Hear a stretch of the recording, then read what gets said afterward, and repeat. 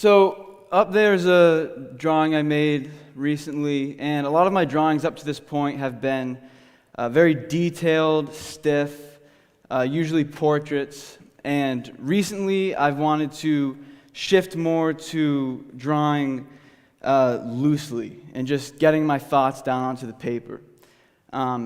Having more time to just sort of be creative with my drawing. And so that's why I've wanted to try traditional animation. So my question was, how can I use the skills and knowledge that I've gained from creating portraits to create animation? And what is it like to be an animator?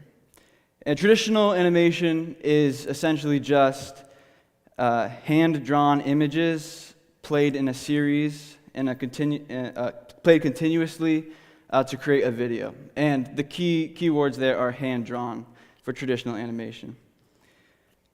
So the setup was pretty simple. I just used my right hand to sift through the pages, almost like a flip book, while I was drawing, so I could see my drawings move. I can sort of see what it's going to look like as an end product.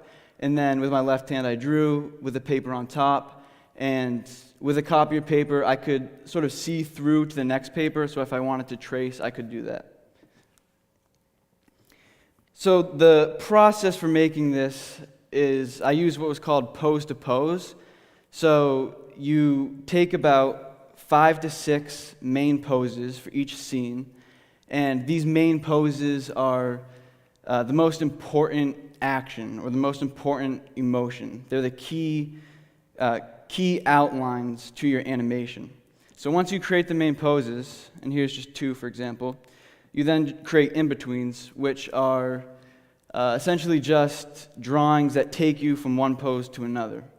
And so as you keep animating, you pretty much just keep creating more and more in-betweens, so that eventually you have those 2 main poses flow into each other really smoothly. So after I was done drawing, I took photos of all of my drawings and then uploaded it to Adobe. And in Adobe, it was very simple. As you can see, those clips are all different lengths. And so some clips you want to be a little bit longer, some a little bit shorter, just so some of the animation moves faster and slower for different parts. So I'm just going to go through a few of the fundamentals. So here's a little animation I made early on. And what I'm focusing on here is squash and stretch. So as the ball drops and gains speed, it stretches out. And then as it hits the floor, it's going to squash. And this just helps to give the animation a bit of, it makes it feel like gravity's affecting it and pulling the ball down. So the next fundamental is anticipation. And here's a little beanbag animation I made. So you can see before he jumps up, he gathers all his energy and then jumps up. And that's just because in reality, you don't just stand here and go 5 feet in the air. You have to gather all of your energy and anticipate that action. And you can also see some squash and stretch going on there too. He's stretching as he goes up and then squashes as he comes down. So that's anticipation. And then drag is another very simple rule, just following physics. This is a little run cycle I made. So he's just going to keep on running. But if you look at his bandana up there, it's traveling at a different speed than his body. And that's called drag. It's just when you have if you're animating somebody moving, their shirt's going to drag behind a little bit, or like I'll show in a little bit, if someone's hair drags a little bit as they move, little things like that just help to give it more fluidity and more naturalism, which is important in animation because if you can't believe that your character exists physically, then it's going to be harder to invest in them emotionally. So challenges, one small challenge I had was inconsistent lighting, and I just fixed this by getting a tripod so I could take consistent images. Wrinkles in the paper from flipping, that's just, you have to deal with that. You can't really do anything about that. It's just a mark of the animator, kind of. And then lack of time. Animation takes a long time. It's really tedious, and you have to be very patient. And I found myself at times very frustrated, but you just have to take a step away and come back to it. So here's an example of these fundamentals with this character I drew, this little boy. And so you can see squash. I'm really trying to exaggerate that squash and that stretch. And what I learned was you have to actually be willing to change the shape of the character, not just the facial features. Because at first I was just changing the facial features, and I had to really loosen up and be willing to push the whole head to change, push the actual silhouette of the character to change. And you can really get away with a lot, as you can see. And then drag, you can see a little drag with the hair as he comes down and then as he goes up. And here's the example of anticipation. So he's a little bit scared, and then I could have just gone from frame 1 to frame 3, but I wanted to really emphasize that movement, and so I have him go down and then up like that to really show that he's, to give it more, to make it more believable, to make that action more believable.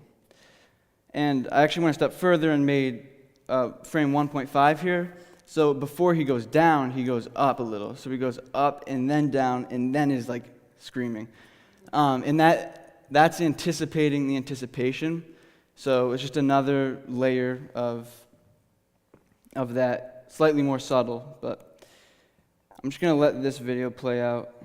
And this is just a loop. So there you can see he's turning around. He's closes his eyes, slowly opens them, and then is ah. So, and I should have actually added voice to it, but I'm just going to keep talking as this plays. So my biggest takeaway from this was that animators are like actors. The only difference is that they're acting through their pencil, and so really good animators, they have to really, they're not just sitting behind the desk making drawings move. They're really putting themselves into the shoes of the character, and breathing life into their characters. Another big takeaway I had from it was learning how to think more three-dimensionally. So instead of just, a lot of my portraits in the past have just been straight on or profile or whatever, you have to know how to draw the character from any point of view, as he moves, as he turns. And so that takes a lot more understanding of the three-dimensionality of the character. And then finally, like I said, I learned how tedious it is. It takes forever. Real animation, which this isn't really, movie animation is 24 frames per second, so that's 24 individual drawings just for 1 second of animation. So you can imagine these animators who have piles of paper just for seconds of animation. So it takes a long time, and if nothing else, I gained a huge appreciation for animators and how much work goes into animated movies. So I want to thank Ms. Levitt and Ms. Peterson and my project advisor, Ms. Metzger. Thank you.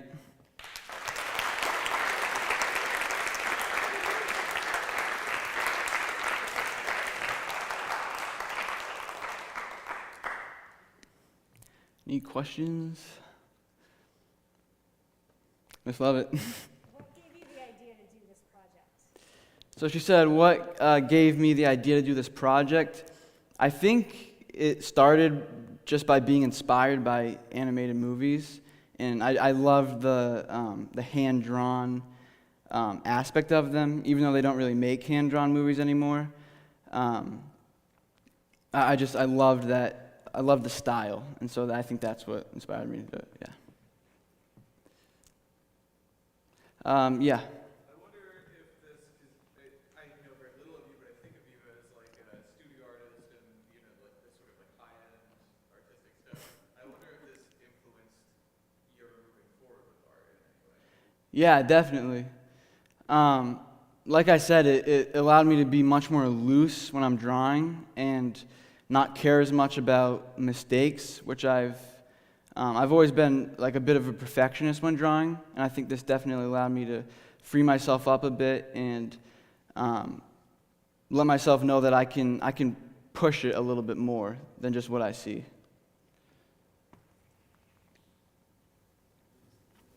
Oh, Sam, yeah. I was just wondering, how long do you think it took to do that little animation right there? This one, Yeah, just to get a perspective. like hours. Just days, maybe. Oh yeah. It took me a few days. It didn't take me that long actually. I could have added more frames in between, but yeah, maybe like a week's worth of work. Yeah. Yeah. Is it something you'd want to explore further as you Yeah. learn art? Yeah, definitely. I mean, not in the near future, but I could. I mean, the reason why I wanted to do this was, I wanted to see if this would be something that I wanted to do in the future, like as a job. So I don't really know, but I could see myself doing it. Yeah. Yeah. Did you consider doing the original pieces of art as digital drawings? And if so, why did you or not? I did, yeah. So what she asked, did I consider doing the originals as digital drawings? And I did, but for that you need some type of stylus that allows you to do it digitally, which I did have access to, but there's something about just pencil on paper that I really enjoy, and I really like the idea of starting with that as a foundation, and then in the future, if I want to do it digitally, which it would probably be slightly easier, I'd be glad that I did this first. Yeah. Yeah. How do they make animated movies today? Well, they do. It's 3D for the most part, so it's 3D animation, and so nobody's really drawing. It's creating characters that actually exist within a 3D world, and then rigging them. So like rigging their joints and everything. So you can just sort of type in the controls, and they'll just move. So it's much different, much more complicated than traditional animation. Yeah. Oh, I thought you put your hand up. Oh, I did, yeah. yeah. I'm so curious. This is a question that, like, maybe you would need like a whole forum to answer. But I know these people who regard like animation and cartooning as like not high art, Mm-hmm. being, like not studio art. And you have like your foot in both of these doors. And I wonder what you think about that discourse, like the idea of is all art art, or is there like objectively good art, bad art, high art? Yeah, no, that is a hard question. I mean, yeah, I mean, I do consider this high art, if that's what you're asking. But I mean, there is like a difference between studio art and, I mean, other types of art. But that doesn't mean that that label doesn't mean that one's better than the other. And no, I mean, I think this is just as valuable, just as should be valued just as highly as any other art form. Yeah. What are your plans for next year? Well, I'm taking a gap year, and then I'm going to Skidmore College. So, yeah, I won't go into all the details because it's a lot, but yeah. Are you going to travel? Yes, yeah. So you want to tell us where you're going? Sure. For the fall semester, I'm going to South America, doing a lot of backpacking there, and spring semester, I'm not 100% sure yet, but I would like to do something that involves art.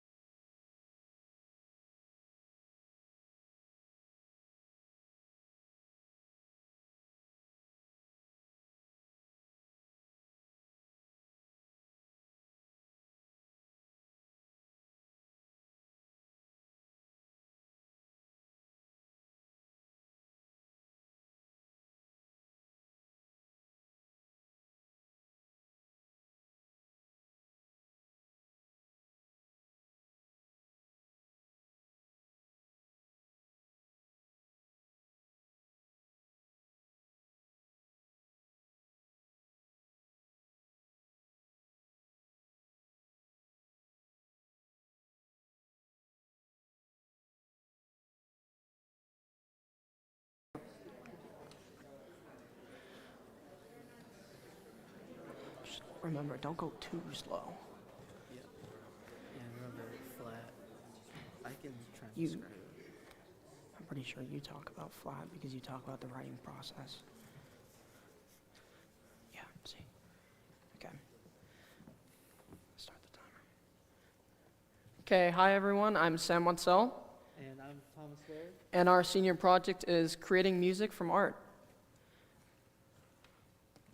So our goal for this project was to create a 2 to 3 minute musical composition and record it. Just a little bit of background on our musical things. Sam is a beginner with piano and is a little bit new to music. And I've played trumpet for 6 years along with some other smaller like writing stuff. Neither of us have ever dedicated anything to writing, but kind of the reason we wanted to get into this is because writing and playing are kind of opposites in music. And I think we both wanted to kind of dedicate time to just explore that kind of new, form of music. Yeah, even if we have varying levels of experience, this is new for both of us, and we wanted to try that avenue. And basically, we knew we wanted to write a song, but we didn't know where to start. So first we had to find inspiration. And basically we found that by meeting with Mr. McEwen shortly before our proposal. And he gave us the idea of his music tech students. Their final was writing a song based on art. And we kind of expanded upon that idea and did 3 pieces of art, different times of day, and the song will change with that aesthetic. So there will be an early morning part, a midday part, and a dusk part, and it will be fluent.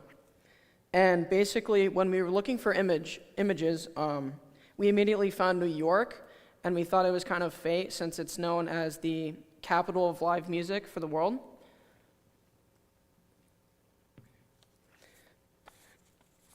And basically, one of our main sources of inspiration was listening to music daily. And we listened to a variety ranging from Animal Crossing to Batman. And I have to explain Animal Crossing a little bit because it kind of stands out. Basically, the soundtrack changes every hour based on the time and the weather, and we thought that would give us a lot of information on how like a mood would shift and kind of like our transitional pieces. And Batman gave us kind of those darker tones that we were looking for in the night piece, along with Burke's Works, La La Land, and West Side Story, all being kind of like jazzy, which we were looking for in New York style music. All right, so now after we found our inspiration, we started writing. And looking back on it, we could kind of divide it into 3 different kind of stages. The experimental, which is where we tried to find ideas, the discovery, where we found an idea that we liked, and the development, where we tried to move on with that and kind of turn that idea into something.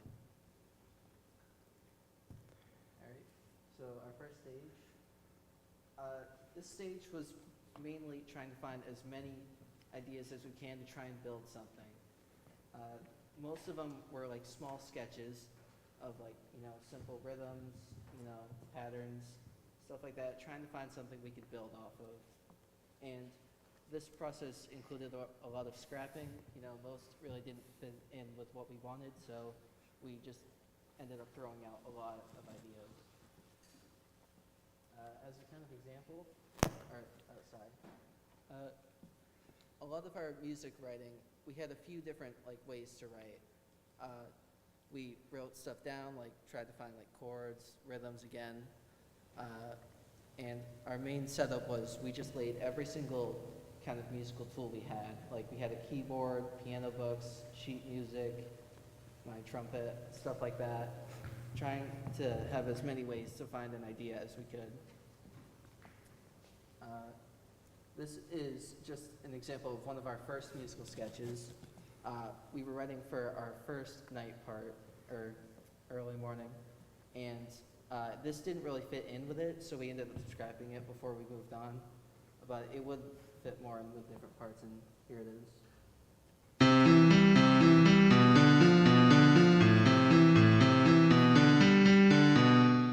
And as we listen later on, we'll have a day clip, and it's interesting to see how ideas that we scrapped before kind of blended into our day part, because this is kind of part of that.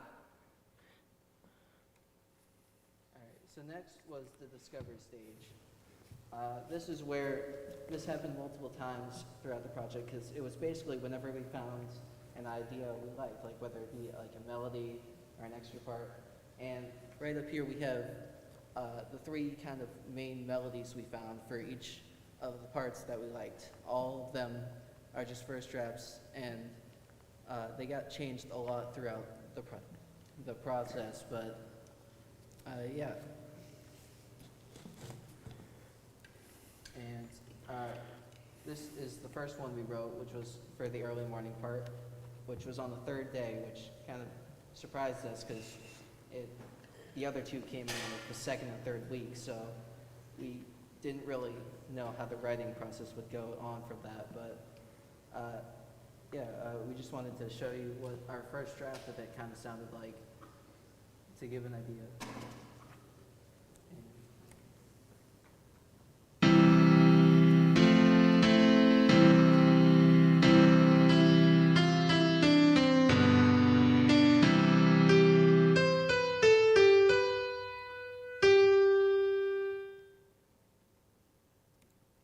And then we move on to our last and probably longest stage, the development stage.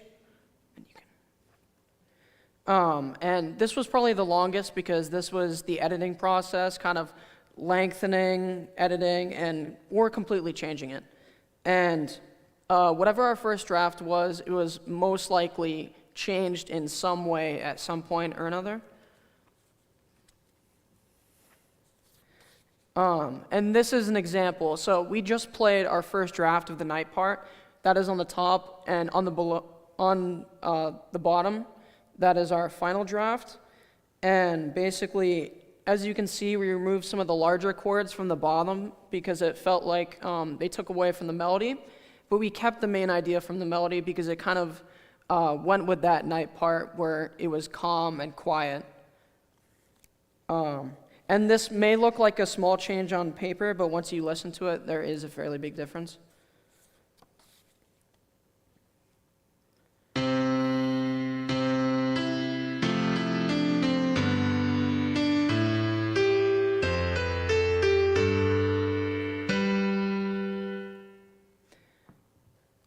And the reason this took up such a long time is we have a good analogy. It's almost like an essay. So basically, we have to proofread the whole thing for structure, and each part was almost like a paragraph. And how you would look at like punctuation and grammar is almost like the flow of the notes throughout the song. And once we finished with the writing, we then moved on to practicing and recording. So our plan for recording was mainly we were going to have it all on GarageBand. We had a MIDI keyboard that we were going to use for Sam to record his piano part, and I would be using this recording device in the bottom left to record the trumpet to get the best quality I could, and then we'd be putting it all in the GarageBand file together. But for some combination of like challenges like COVID and like how long it took to write, we were only able to get a good chunk of the piano part for the early morning first section recorded. And we got about, that's loud, 50 seconds out of 2 minutes done. Which took about an entire day. And here that is just our best recording.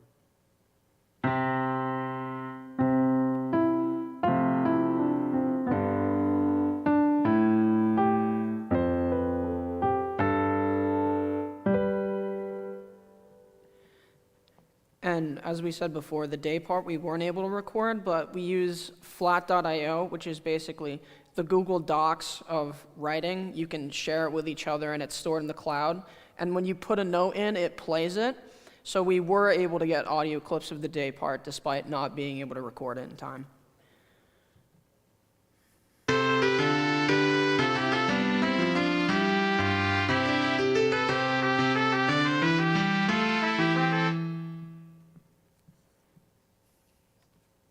Right. our challenges, like I mentioned before, we had COVID and how long it took us to write. So I tested positive at the beginning of the 3rd week, which messed up our whole writing process because we'd been meeting in person every day to write, and being separated kind of took away a lot of our tools to do it. Like we couldn't play together, we couldn't practice, and it was a lot harder to get ideas going. And this pushing back of the writing kind of took away a lot of our time to record. We only had about a few days to record and practice everything, which was not enough for us. And then we move on to takeaways, and our big 3 takeaways were the length of the writing process, the value of meeting in person, and the value of scheduling. And basically, the length of the writing process we talked a lot about already, but our original plan was to practice the first 2 weeks and write the second 2 weeks, but Mr. McEwen gave us some very good advice to start on week 1, which we took, and it still took almost 3.5 weeks to finish. And then our second takeaway was the value of meeting in person. We really found that out when Thomas got COVID. There's a lot of things that we couldn't do online that we could do in person, such as actually playing and practicing our instruments together, and generally giving advice when writing. Obviously, we could be in a call, but we couldn't actually be next to each other physically. And then our last takeaway was scheduling, where a good schedule helped us create good work habits by meeting at the same time every day. So we really got a lot done every day. We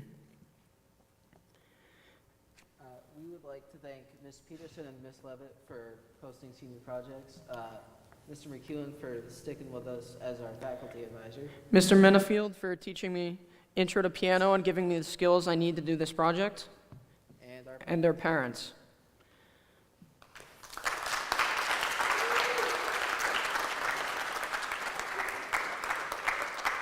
Are there any questions?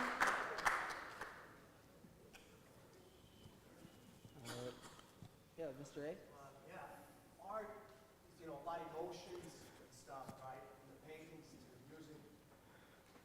Were you guys like on level in agreement with the music you were producing throughout the process?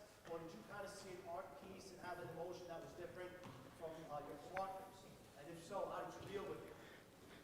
Mr. A's question was, were we in agreement feeling emotionally with the art pieces we had, and if we weren't, how did we deal with it? I would say, in general, we both established the feeling we were looking for first, and then looked for the art piece that went with that feeling. Any more questions? Ms. Levitt? How did you two, this is kind of a related question, but how did you approach the beginning stages of writing a song together? Do you want to address this? So the question was, how did we address the beginning stages of the writing? And it's hard to say. I could say we didn't really have a planned out strategy. I think most of our starting was just, it was pretty random. We just tried to find whatever we could that worked. Because we knew the feeling we wanted. We just wanted to just try to find as many random ideas as we could that kind of matched that. But there really was no structure to that beginning part. I would say one thing we did is we tried to find some baseline chords to build the melody off of, because chords are kind of like the background of the song. And that's kind of like the first example we showed, just a chord. We kind of experimented with that and tried to build a melody off of that. Mr. Phillips? Do you have any major disagreements, artistically or otherwise? Mr. Phillips' question was, did we have any major disagreements? And I would say we didn't have any major ones, but there were some on the order of which the time would be.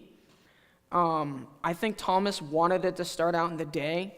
I kind of wanted it to start out the night. And that's the only one I can think of, if you can think of anything else. Naturally, I think we just found that it worked better if we started on night, and that's how that kind of resolved. Any more questions?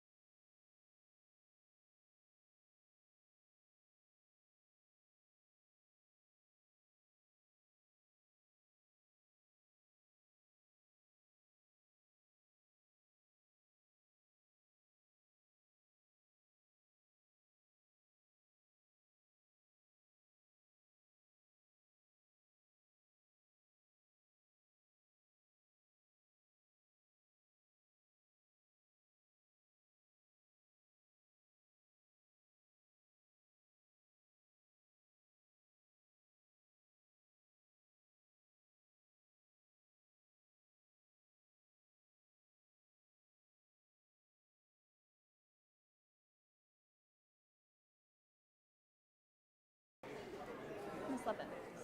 It's not the ribbon, just click on it. I'll do that. Okay.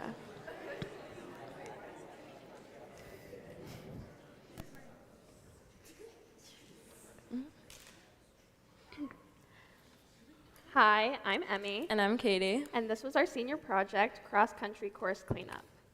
So our main goals for this project were to make the course aesthetically nicer and to also make it safer and for the runners and the community members that use this trail, because it became really apparent as we were working on it that these trails are used every day by a lot of community members. And also, running has been a very big part of both Emmy and I's high school career, so we wanted to do something to kind of give back to that community.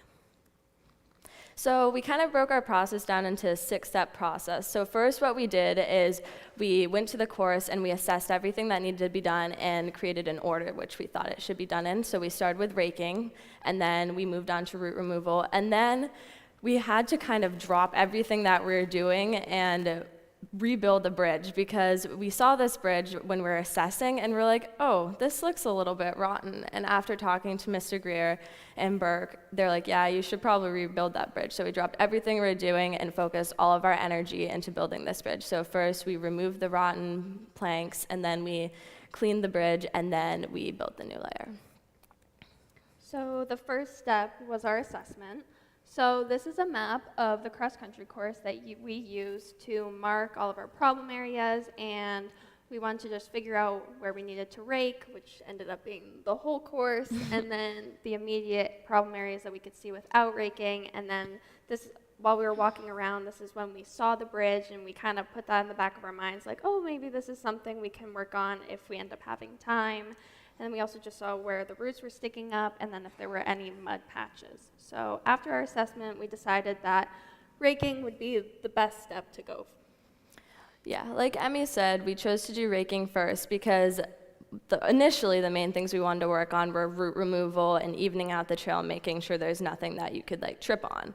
So we decided that raking would be good, so then we could see everything that is visible. So since the trails are in the woods, the entire trail was pretty heavily covered in leaves, and raking is not the most fun activity. So it took almost 2 days. It took a really long time, and I will be honest, I was sore after raking for 2 days, but it was really rewarding because as we were raking, there were a lot of people walking on the course, and they noticed that we'd raked and came up to us. So that felt really nice. So after raking, we moved on to root removal. So there were some roots that we could see before we raked, but after we raked, we realized there were a lot more that were sticking out or that were really big. And because people are using this course all the time and there are cross-country meets held here, we wanted to pull those up so people weren't tripping over them. And we also cleared like plants that were overgrown and basically just got rid of anything that kept us from being a clear path. So next is when we moved on to the bridge. So we sort of redirected our whole project, dropped everything that we were doing to work on the bridge. So first we talked to Mr. Greer, Mr. Berkemeyer, who was the one who originally built the bridge, and he gave us some good advice and told us that the first step we had to do was to remove the top layer of the bridge. So this turned out to be a lot more difficult and a lot more time consuming than we initially thought, because we were just going to go with a crowbar and lift the boards up one by one, but the boards were so rotten that they came up in like a bajillion pieces, so it took extremely long to get every single piece up from the top layer. So after that, we had to clean all of that debris off the bridge, and we thought that after tearing up the bridge, this would be smoother sailing, but that was just not the case. Like Katie said, because the bridge was so rotted, it came up in a bunch of little pieces, so it was really hard to just pick up, and so our overall goal was to just shovel it into a bunch of piles to move it off the bridge, but because of all the nails that were in the bridge, every time we tried to shovel, it just hit a nail, so we had to go back through, move all of the debris kind of out of the way, and then pull up the nails, and then we were able to get it off of the bridge, which was a super important step because our goal was to put something over the bridge, so we couldn't have any nails sticking up or any debris left over. So our last step was to build the new layer on top of the bridge. As you can see, we don't know what it looks like because we ran into a problem with the lumber. So we have not actually built the top layer of the new bridge yet because we went to Machino and Sons Lumber and we told them what we needed, and they told us they had one 2x12 when we needed, I believe, 14. So that was an issue, and we had no idea what to do, but they were so helpful, and we showed them pictures and told them the dimensions, and they told us, they offered a few alternatives, and basically we're looking anywhere for any type of lumber that we could use. But unfortunately, that meant that the shipment was going to take a lot longer than it was supposed to, so it wasn't until very recently that our wood was ready to pick up. So we have to go back and do that. So our challenges. So our first challenge was AP tests and classes because for the first week and a half of the project, we were still taking our AP exams, and Katie and I did not take some of the same classes, so our schedules were just completely opposite, which made it really hard to get over to the trail and work on it for a good chunk of the project time. Another challenge were the bugs. So we were doing some nice hard work with raking and especially rebuilding the bridge. We were over water, and there are just so many bugs, and with them biting us constantly, they definitely killed our positive attitude a lot of the days. So our third challenge was the nails because the easiest way to go about getting the bridge up was to get the nails out and then use a crowbar and get under that wood, but the nails just would not come up, so that's why it led to the wood coming up in a bunch of little pieces, and then even after the bridge was up, the nails were still really hard to get out. So probably our biggest challenge was the bridge, since it wasn't in our initial project plan to rebuild it, so we kind of had to recraft everything around it, and it was really difficult to try and get everything with the bridge done with only a week and a half left of our project.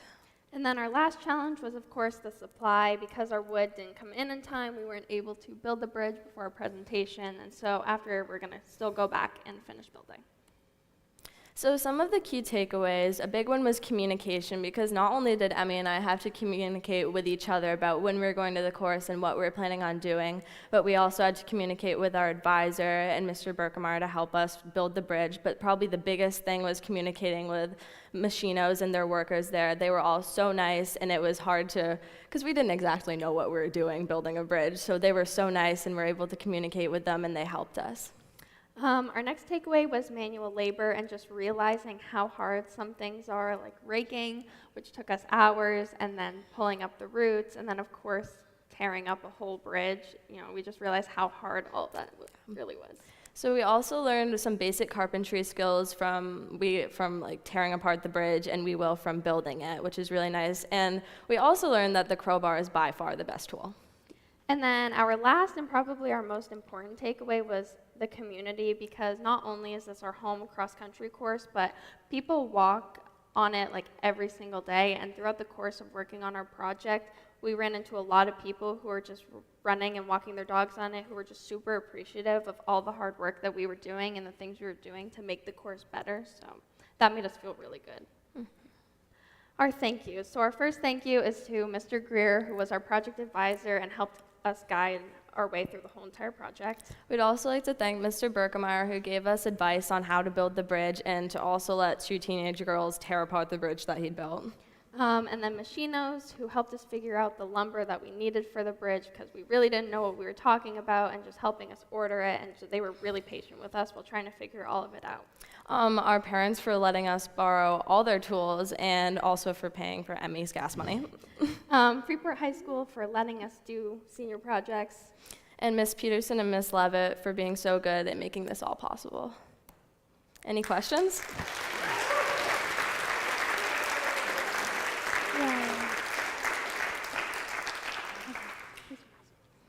Hunter. So the question is, are we going to build the bridge? So our lumber shipment came in, so we're going to go and pick it up, and we are going to finish building the bridge this week.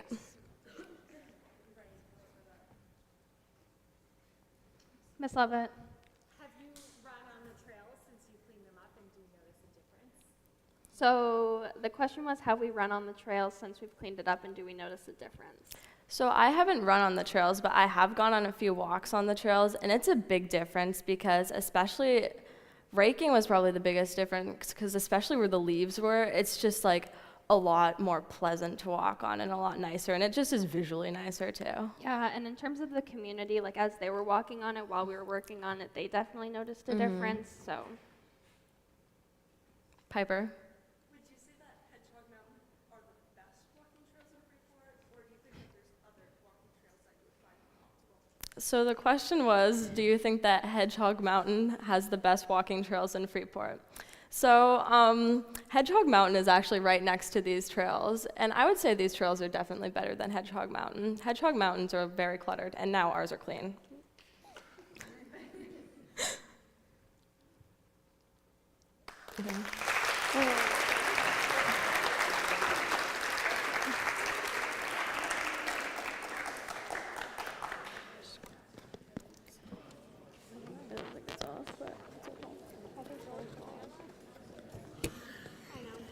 The sigh of relief. It wasn't that bad. You didn't. I mean, the lights were blinding, so I mean, it's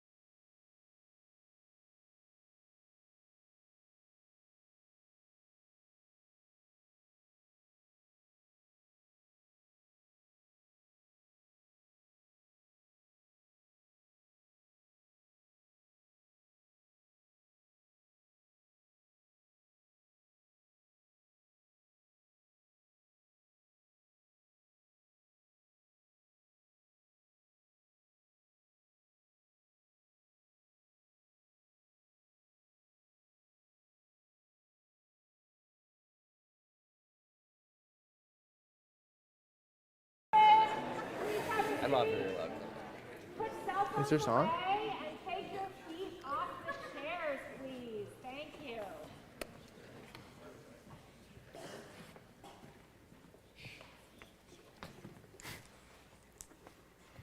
So, from the very beginning of our senior project, we decided to do something about Bigfoot, specifically hunting for Bigfoot.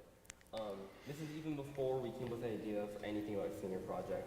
And so this eventually led to us making our inquiry question, which is, can we develop our filmmaking, production, and post-production skills over the 4-week period to make a presentable final product? So originally we wanted to do something about hunting Bigfoot, but it wasn't until later that we soon came up with the idea of mixing in cinematography to create some sort of film. And this also led to our final goal, which ended up being make a cheesy Bigfoot mockumentary. So for those who do not know, a mockumentary is essentially a documentary that has satirical and humorous points that in turn mocks the normal documentary genre. And so in the end, we decided to create a mockumentary using cliches that many would find from documentaries and other Bigfoot films, but also do so with our own little twist, and so we can make something humorous, entertaining, and also informative. So that was our end goal. Oh yeah, and we have our pre-production planning stage. So essentially this contributed to our initial research, which was just looking at Bigfoot and such, and also looking into other documentaries to mimic the style. Script writing and a storyboard process, which essentially creating scenes that work together to create a final product, and also creating an idea for what equipment we may need to create this project, as well as props, costumes, and other such objects that we need to make a presentable final product. So our first part was our initial research.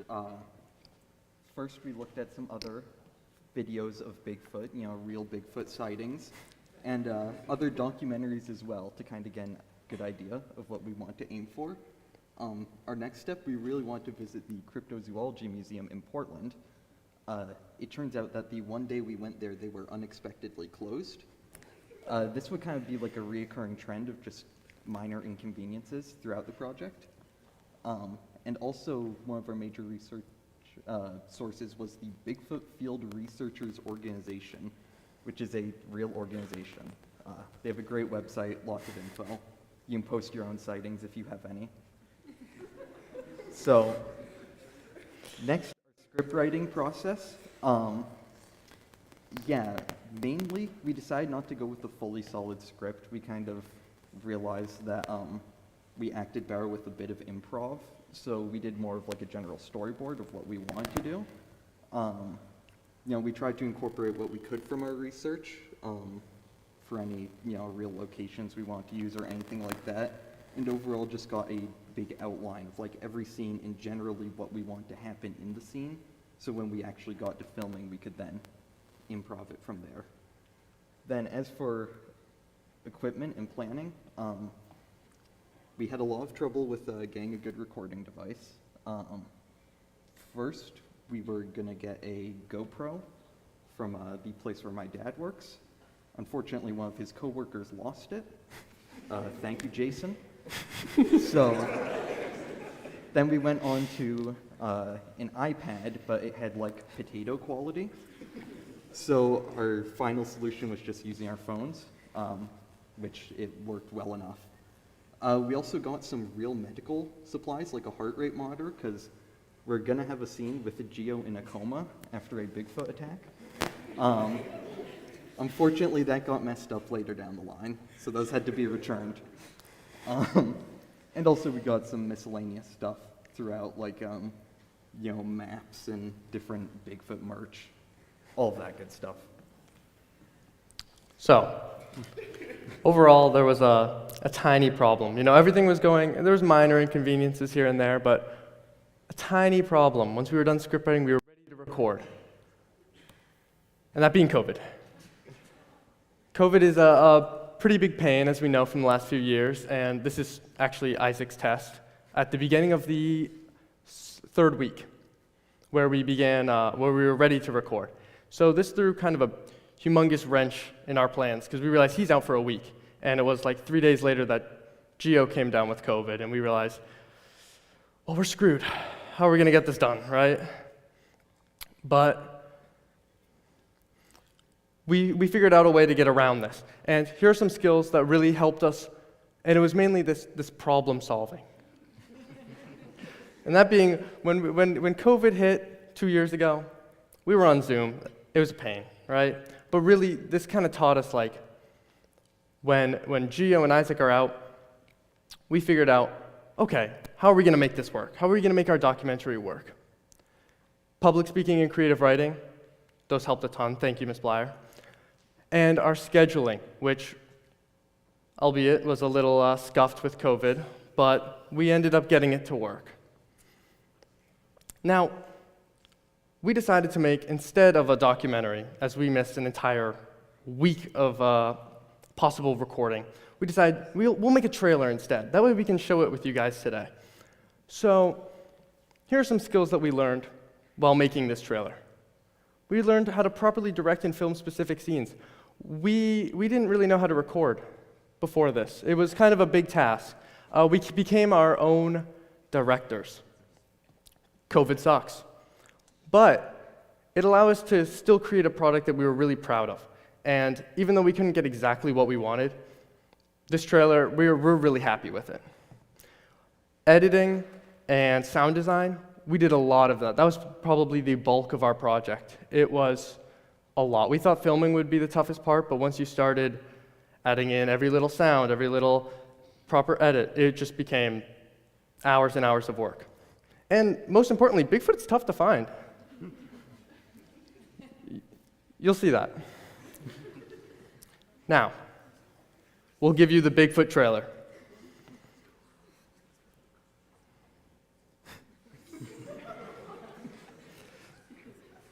Is he real? Of course he is. He's been sighted all over the globe, from the Himalayas to Washington.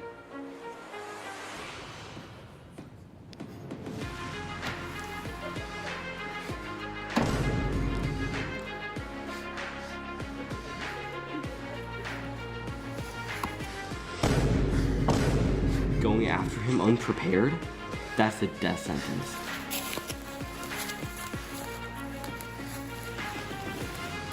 He's dangerous, unhinged. What makes you think that you're any different than those that have tried and failed before you?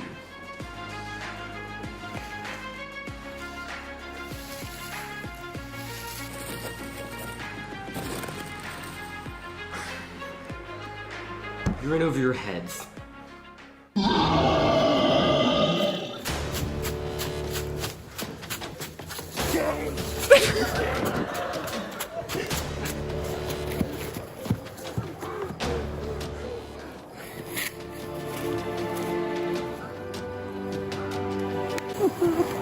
Once he has your scent, he never stops hunting.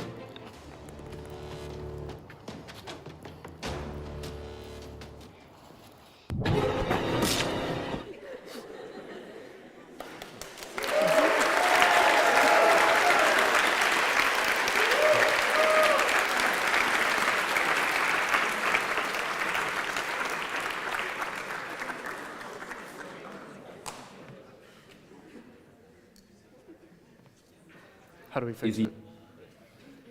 All right, we'd like to thank some people. We'd like to thank Mr. Ogilvy, who heard our project idea and immediately took it. He didn't even question it. He was like, Bigfoot? Yeah, we're going to go with that.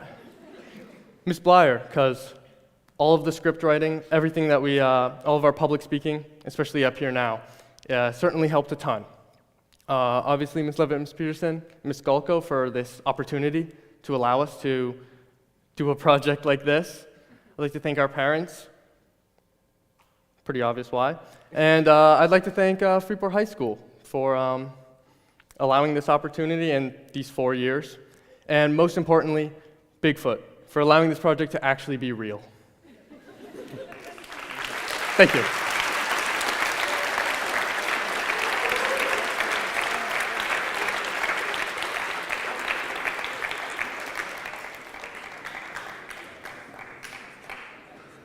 Any questions or anything? Yeah, any questions? Any questions?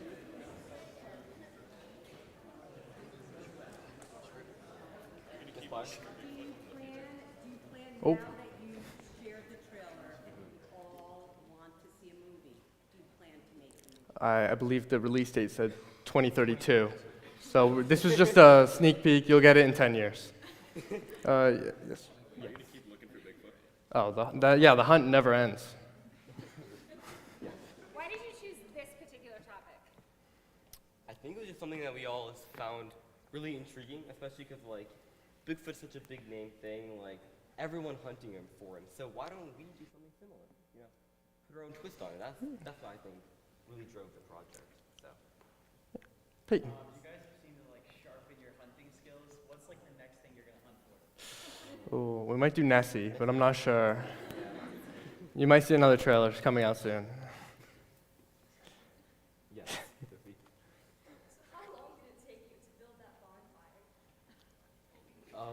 Oh. Next question. Yeah, we don't have a. Yes. Did you find any, like in your initial research or otherwise, did you find any compelling, like objective history of Bigfoot actually? Like any compelling lore? Anything like that? I mean, if it means anything, Jane Goodall herself said that Bigfoot is probably real. So, Yes. Were there any Yeah. traps that you found particularly effective? He's too smart. Yeah, I think Yeah, traps alone won't catch him. We tried. One like correlated trap. So Yeah. That was our mistake. Yeah. Anything else?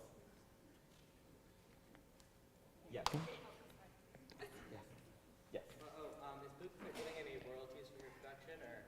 Yes, actually, we have a works cited page, and we're gonna make sure that he has all the rights. Yeah. All the money is all going to Bigfoot. Unfortunately. Yes.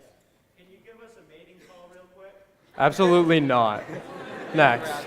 Yes.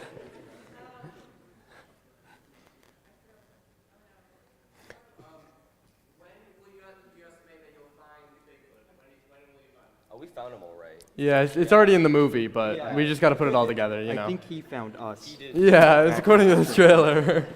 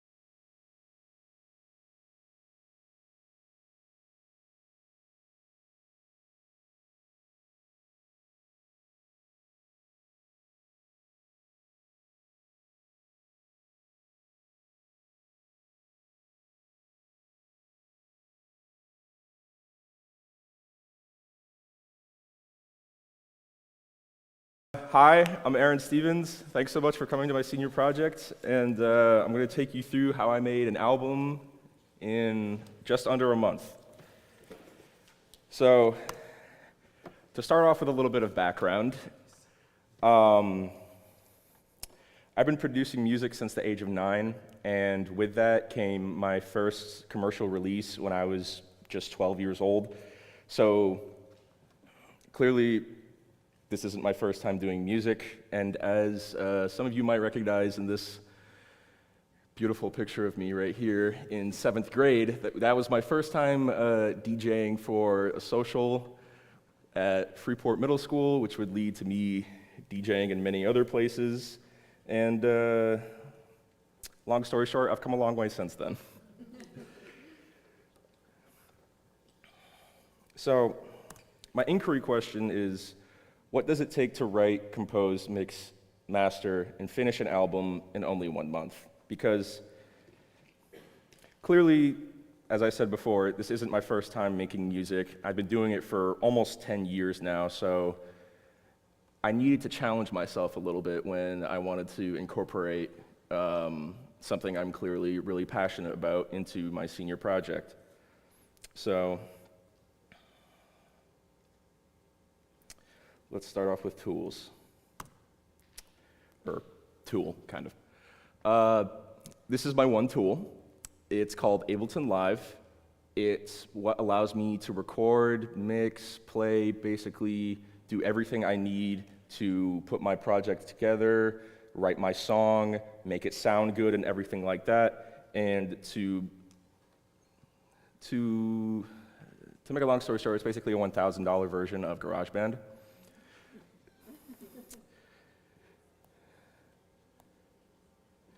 And then, so my goals were to find a space to work, write at least 7 songs, find collaborators, polish the songs to be radio ready so they can be played, and then plan a release party. So the first step is writing.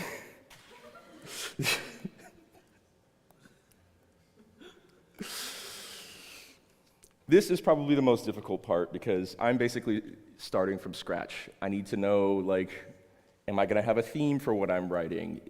Am I gonna have a message with it? What emotions do I want it to evoke in the people who are listening and things like that? And like, what kind of melodies do I wanna write? And like, for example, this is a YouTube comment on one of the songs that I put out 4 months ago saying, this song makes me wanna read the terms and conditions and then decline.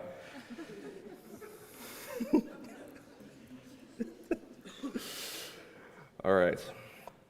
And to be honest, there is no true science to a process of writing music. It all comes very independently every single time. Sometimes you'll start with maybe a little prompt, maybe something that you saw on the side of the street that inspired you. Maybe you heard a piece of music that resonates with you and you want to put your own spin on it and things like that. But it always starts as a smaller idea, and the issue is that sometimes these smaller ideas never really guarantee a full-length product, which is where the next phase comes in. Collaboration. So, these smelly-looking people right here are my friends from Portland. They are a collective called Twisted Hellcat. They run probably the most interesting local music scene I've ever seen in my life.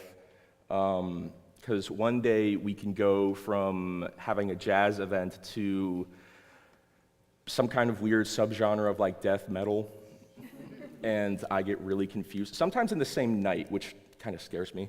But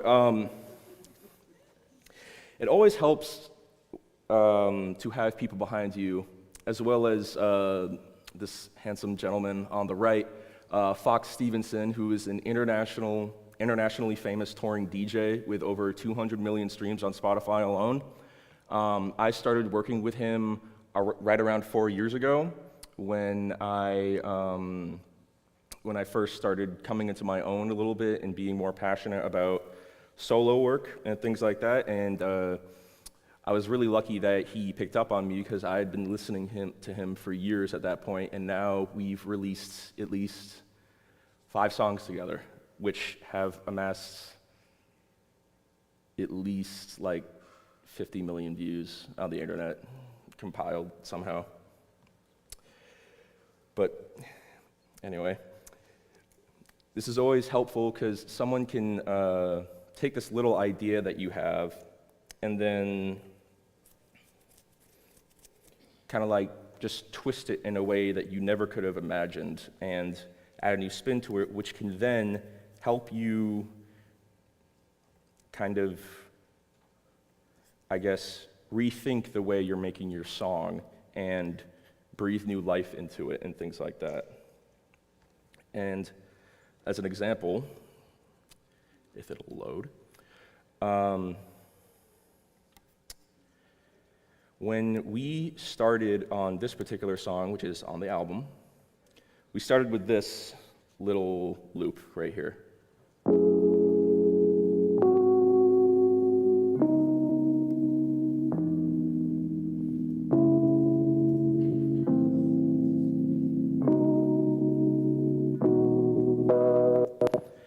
Now, obviously, that's not horrible, right? But it's kind of dull. It's very kind of uninteresting on its own. So I presented it to the people that I was with, since I get together with the Twisted Hellcat Collective at least once or twice a week or every other week, so we can get together, see how everybody's doing, and kind of fuel each other's creativity.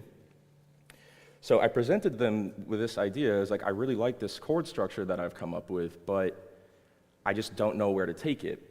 So luckily, my friend who had his guitar ready, he's like, don't worry, I got you.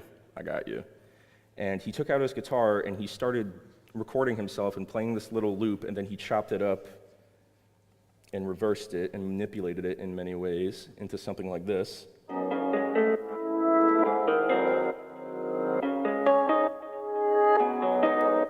Which combined right here suddenly makes this dull little piano idea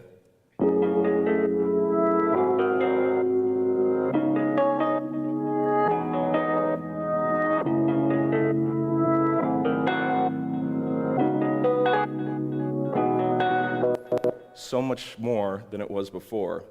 And now we have a lot more to go off of. And now we can just add a bass line and some drums, and now suddenly we have a loop that can be turned into an entire song.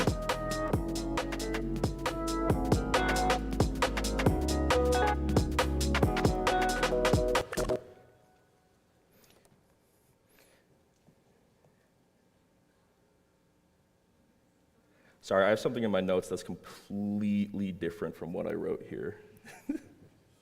All right, anyway, once we have this more processed idea, we move into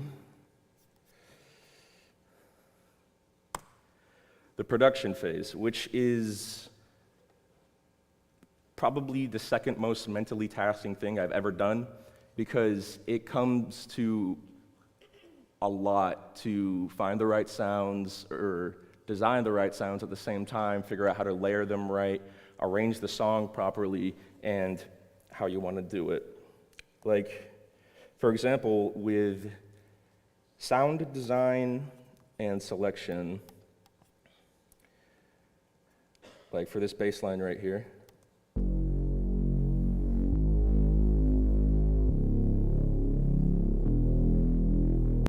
it's got a very distinct sound to it, and to be able to make sure that I know what I want, or know that I can get what I want, I need to either find the sound, and if I can't, I need to be able to make it in a digital synthesizer plugin like this right here. And I don't have an hour and a half, so I'm not going to try and explain all of this to you.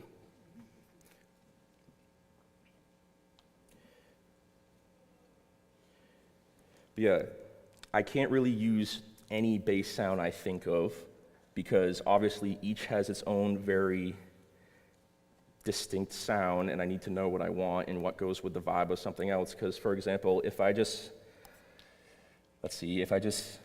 click another random bass sound in here,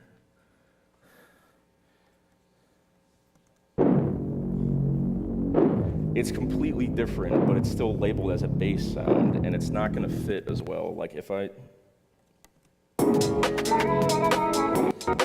just kind of wrecks it, you know?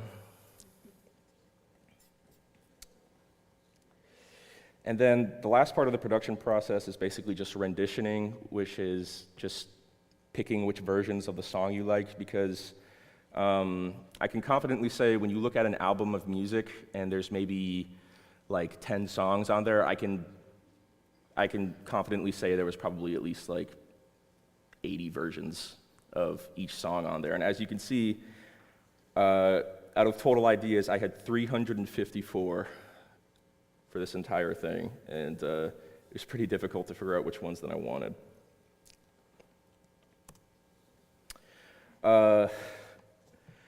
This is probably the single most mentally taxing part, which is post-production, which is making the little tiny changes to the song that make it sound like really good. And a big part of that is system testing, which is, as you can see, my broken-ass car, and my speakers right here, my home speakers, and then a venue right here. These three will give you very different sounds and very different representations of what you made, and I need to make sure that they sound good on all of them. And so there's a lot of going back and forth and making me feel like this. And then what makes basically the best thing that I can try to explain to you is trying to make sure that it attains to this thing called the Fletcher-Munson curve, which is basically a scientific formula that shows what's appealing to the human ear. And to explain it really quickly, it's basically why you like bass-boosted music. Challenges and successes were, I finished the 7 songs, I furthered my production ability, and I successfully planned a release party. And the challenges were finding a theme, scheduling time with collaborators, because COVID is unfortunately still a thing, and many people don't seem to know how to avoid that. And then staying confident, as a lot of it is really taxing, as you have to go back and forth, and sometimes you're just listening to it and you're like, this isn't good at all, and then you feel really bad and you feel like you've wasted your time. But the more I stayed at it, the more I made sure to kind of be kind to myself. And then laptop problems happens to us all. My takeaways were that the first idea isn't always the best, obviously. That comes from renditioning and things like that. Each song on here had about 10 different versions. Collaboration is essential because I never would have been able to do this all on my own. It would have taken so much longer and I would have nothing to show you. Rushing does not make things easier because I tried to get this all done in the first week or two so I could feel like I had time, and it did not make anything good, trust me. Resting is very important, giving your time to reset. The comfort zone isn't your ally, and discovery requires experimentation. By that, I mean the music that I've made here isn't usually the kind of stuff that I do, and I kind of wanted to branch out a little bit more and see what I could do. Thank yous are to my parents for believing in me, Ms. Peterson, Ms. Levitt for this amazing opportunity, Mr. McEwen for keeping me on track, and Jack Freeman, Trinity Kangas, Kirsten Coling, Bridge Francor, and Gretchen Welly for keeping me sane in this entire process. All right, I'm done. Any questions?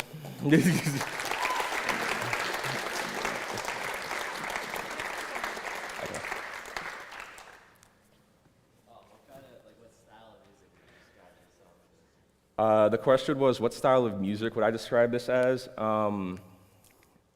I'd say it probably leans more toward like hip hop, R&B type stuff. All right.